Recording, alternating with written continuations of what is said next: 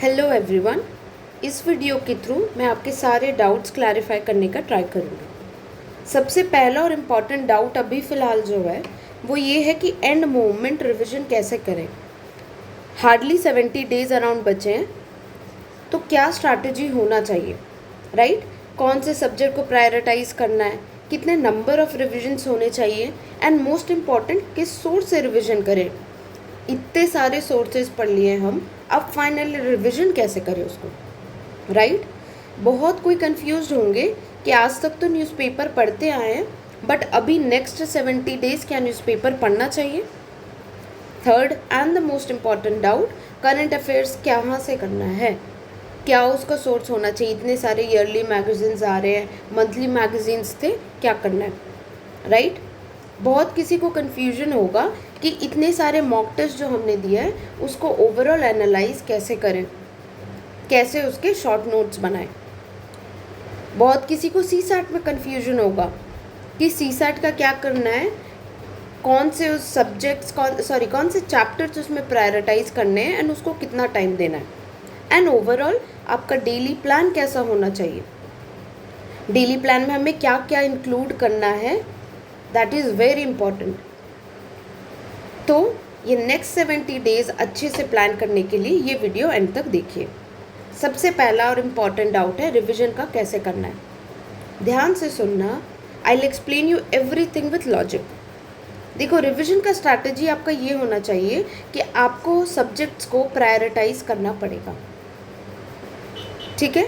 And ये जो आपको प्रायोरिटाइज करना है, इसमें मैं पहले से ही बता दे रही हूँ आपको कि कौन कौन से सब्जेक्ट्स कैसे इम्पॉर्टेंट है। PYQ से एनालाइज करके पता चला है सबसे ज़्यादा questions and doable questions polity से आते हैं, and accordingly priority wise polity सबसे इम्पॉर्टेंट है, देन इकोनॉमी, फिर एनवायरनमेंट, फिर मॉडर्न हिस्ट्री, फिर ज्योग्राफी, फिर science and tech, IR, ancient history, art and culture, time बचे तो मेडिएवल हिस्ट्री भी। समझ में आया? तो आप जब अपने प्लान्स बनाओगे तो आपको अकॉर्डिंगली प्रायोरिटाइज करना पड़ेगा। अब आप फर्स्ट मेडिएवल हिस्ट्री या एंशिएंट हिस्ट्री लेके नहीं बैठोगे, राइट? अगर आप आज से रिवीजन स्टार्ट कर रहे हो या अगर आपने स्टार्ट कर भी दिया है, तो आपका जो भी प्लान है उसे बीच में थोड़ा सा चेंज करके सबसे पहले ट्राई करो पॉलिटी इकोनॉमी कंप्लीट करने का। पॉलिटी इकोनॉमी कंप्लीट अगर हो जाता है अच्छे से तो आपको मेजर बूस्ट मिलेगा और आप 40 to 50 क्वेश्चंस आपके हाथ में होगा, बहुत ज़्यादा डुएबल हो जाएगा। Are you getting it? इसलिए मैं बोल रही हूँ सब्जेक्ट प्रायोरिटाइज करो। और एक लॉजिक ये है कि जब हम इनिशियली स्टार्ट करते हैं तो हम बहुत ध्यान से पढ़ते हैं, इनिशियली उस लेवल का पैनिक नहीं आता है। तो क्या होगा कि हम ये प्रायोरिटी वाले सब्जेक्ट्स पॉलिटी, इकोनॉमी, एनवायरनमेंट, इन सबको ज़्यादा टाइम दे पाएंगे, ज़्यादा इंपॉर्टेंस दे पाएंगे, राइट? तो और ज़्यादा अच्छे से पढ़ पाएंगे कंपेयर टू बाकी सब्जेक्ट्स, ठीक है? अब आते हैं, इन सब्जेक्ट में भी बहुत सारे चैप्टर्स हैं। आई वुड सजेस्ट उन चैप्टर्स को भी प्रायोरिटी बेस में पढ़ो, राइट? फॉर एग्जाम्पल, अगर पॉलिटी स्टार्ट कर रहे हो पढ़ना, तो पॉलिटी में सबसे इम्पॉर्टेंट है आपका fundamental rights chapter, DPSP, then preamble, then parliament, right? And accordingly ऐसे प्रायोरिटाइज करके पढ़ना है। ऐसा नहीं कि अभी पॉलिटी बोल रहा है तो लक्ष्मीकांत उठाकर हिस्टोरिकल जो salient features, historical underpinnings and all वहाँ से स्टार्ट कर रहे हो, तब तो बहुत टाइम टेकिंग है। And as I said the same logic कि जो आप इनिशियली पढ़ते हो तो इनिशियली फर्स्ट फ्यू डेज़ आपका बहुत ज़्यादा टेंशन रहता है, तो अगर पॉलिटी भी स्टार्ट कर रहे हो तो ये इंपॉर्टेंट चैप्टर से स्टार्ट करो। ज़्यादा अटेंटिव रहोगे, ज़्यादा रिटेन कर पाओगे। कुछ दिन बाद एंड में बोर होने लगोगे ना, थोड़ा थोड़ा स्किप करने लगोगे, ये उतना टेंशन नहीं रहता है, ठीक है? तो ये जो प्रायोरिटाइज वाला चैप्टर्स है कि कौन सा, ये मतलब क्या, ये जो लिस्ट है सबसे पहले क्या इंपॉर्टेंट है, फिर ये, अगर आपको वो पूरा लिस्ट चाहिए तो आप एक काम करो, ये मेरा टेलीग्राम चैनल है, इस चैनल में मैं अपलोड कर दे रही हूँ, आप वहाँ से जाके वो PDF ले लीजिए, ठीक है? वो PDF डाउनलोड कर लीजिएगा। उस PDF में एग्जैक्टली दिया है कि पॉलिटी में कौन कौन से चैप्टर्स आपको कैसे प्रायोरिटाइज करके पढ़ने, अकॉर्डिंगली अपना प्लानर बनाइए। अब आता है सोर्सेस। भले ही आपने 5-6 बुक्स पहले पढ़े हों, अभी रिवीजन के लिए you have to have just the basic books, अगर आपने पढ़े हैं तो। अगर आपने बेसिक बुक, जैसे फॉर एग्जांपल पॉलिटी के लिए लक्ष्मीकांत कभी पढ़ा ही नहीं है, आपने कोई और शॉर्टकट यूज़ किया है, तो आप फिर वो शॉर्टकट, वो जो भी बुक या मैगजीन है, आप वही पढ़ो। बट अगर आपने बेसिक बुक्स पढ़ा है तो स्टिक टू दैट। एंड अगर आपका खुद का कोई नोट्स है तो वो बनाओ। बाकी जितने शॉर्टकट्स हैं, शॉर्ट नोट्स हैं, एंड मोमेंट मत पढ़ो, उसे बिल्कुल मत पढ़ो, ठीक है। अब आते हैं number of revisions. You need to do at least 3 revisions, that is very important. बहुत अच्छा रिटेंशन में हेल्प करेगा। बट अगर आपको ये आइडियली थोड़ा डिफिकल्ट लग रहा है तो 2 तो करने ही हैं, that is mandatory. But as I said, try for 3, that is the best option you have. Okay, now talking about newspaper. जितना भी न्यूज़पेपर पढ़ने का आदत था अब स्टॉप कर दो, बिकॉज अब जेन्युइनली पूरा फोकस प्रीलिम्स पे होना चाहिए। न्यूज़पेपर पे आप अभी 45 मिनट्स भी नहीं स्पेंड कर सकते। अगर आपको बहुत ज़्यादा आदत है न्यूज़ देखने की तो आप एक काम करो, 10 to 15 मिनट्स में कहीं पे शॉर्ट में बस हेडलाइंस देख लो। ओके, बट ट्राई कि अब न्यूज़पेपर पे टाइम वेस्ट नहीं करके इन सब में इन्वेस्ट किया जाए, ठीक है। अब आते हैं करंट अफेयर्स। करंट अफेयर्स के लिए अगर आपने मंथली मैगजीन्स रेगुलरली पढ़े हैं एंड उसमें अंडरलाइन किया हुआ है तो ठीक है, आप मंथली मैगजीन से रिवाइज कर सकते हो।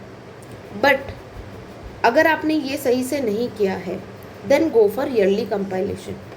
कोई भी इंस्टीट्यूट का, ओनली IAS का प्रहार है शायद, विजन का अगेन PT 365 एंड ऑल है, जो आपको सही लग रहा है, जो आपको इजी लग रहा है, उनका ईयरली कंपाइलेशन लीजिए और करंट अफेयर्स वहाँ से करिए।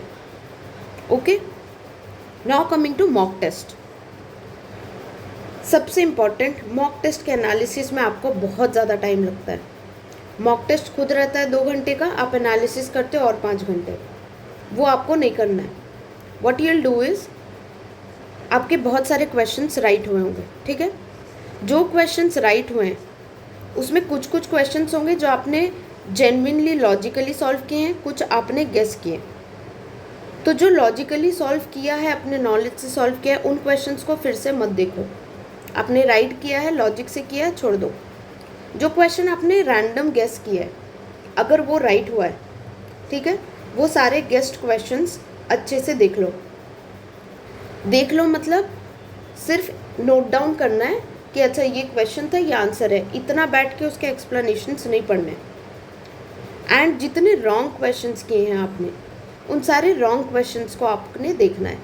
समझ में आया? राइट क्वेश्चन में सिर्फ गेस्ट वाले, और जितने रॉन्ग क्वेश्चंस किए हैं आपने या आपने जो भी क्वेश्चन छोड़े हैं, उन क्वेश्चन को एनालाइज करना है। अब एनालाइज क्या करना है, सपोज ये क्वेश्चन है जो भी, इसके 4-5 ऑप्शन थे, आपको पता चल गया ये इसका राइट आंसर है। अब इसके ऊपर बहुत ज़्यादा लंबा एक्सप्लेनेशन दिया, आपको क्वेश्चन समझना है, आंसर समझना है, बस हो गया। ये पूरा एक्सप्लेनेशन देखने की ज़रूरत नहीं है। अगर एक्सप्लेनेशन शॉर्ट 1-2 लाइन का है तो देख लो, वरना लीव। You getting it?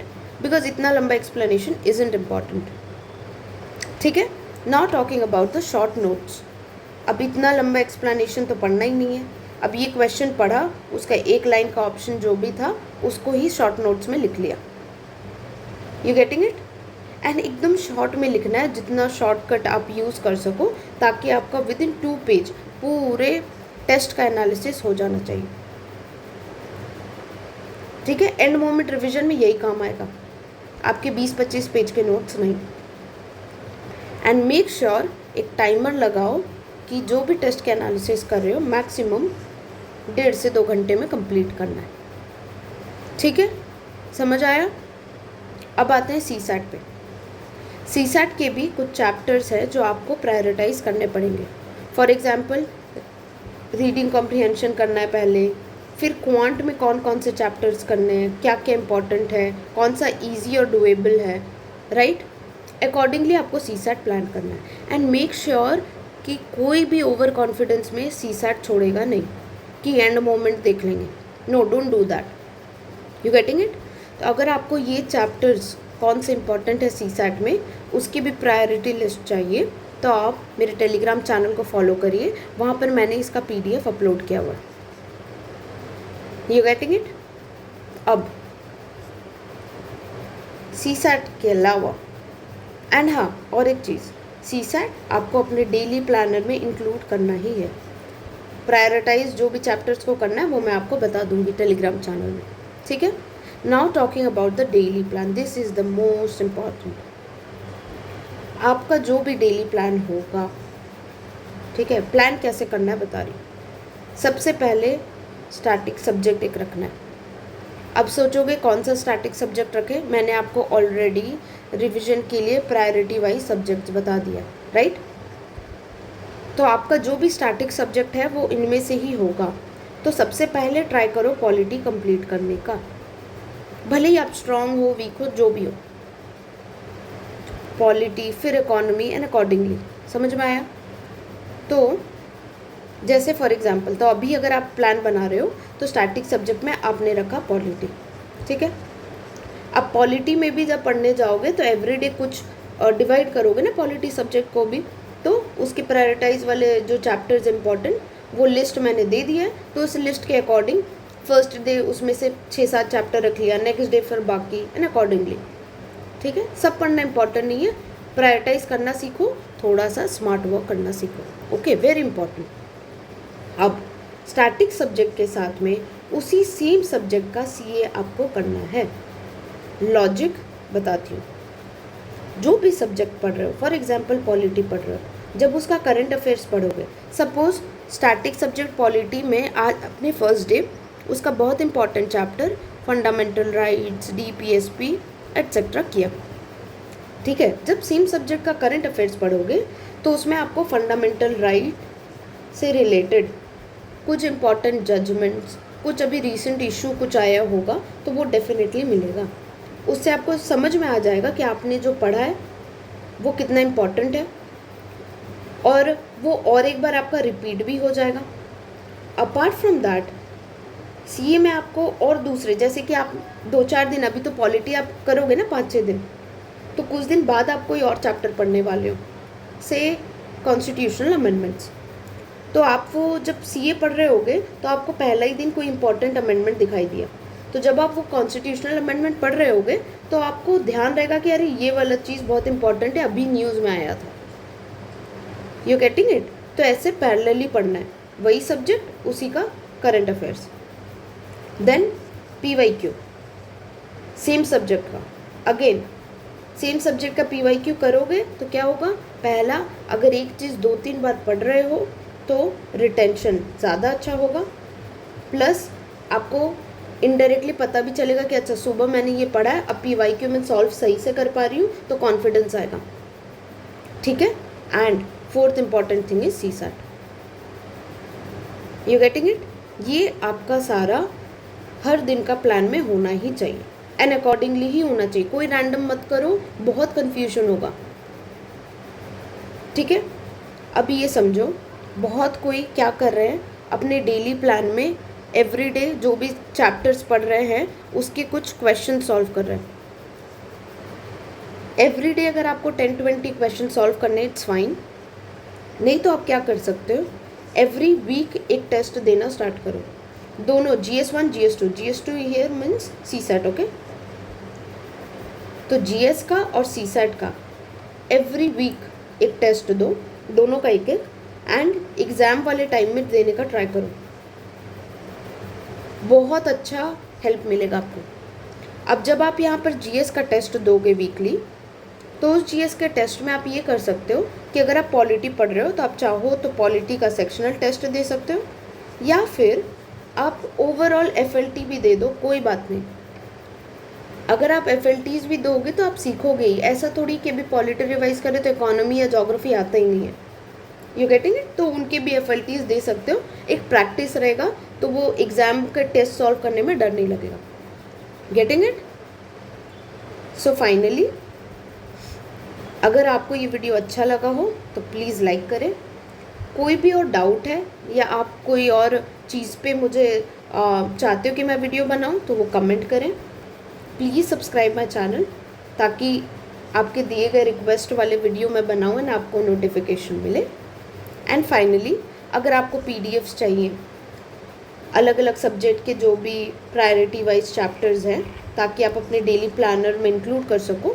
तो मेरा टेलीग्राम चैनल का लिंक यहाँ मैं पिन कमेंट में डाल रही हूँ, आप प्लीज़ वहाँ से जाकर उसे ज्वाइन करिए एंड ये PDF वहाँ से डाउनलोड कर सकते हैं। ठीक है, thank you everyone, hope you study well and please join this channel for other updates. Okay, thank you, happy studying.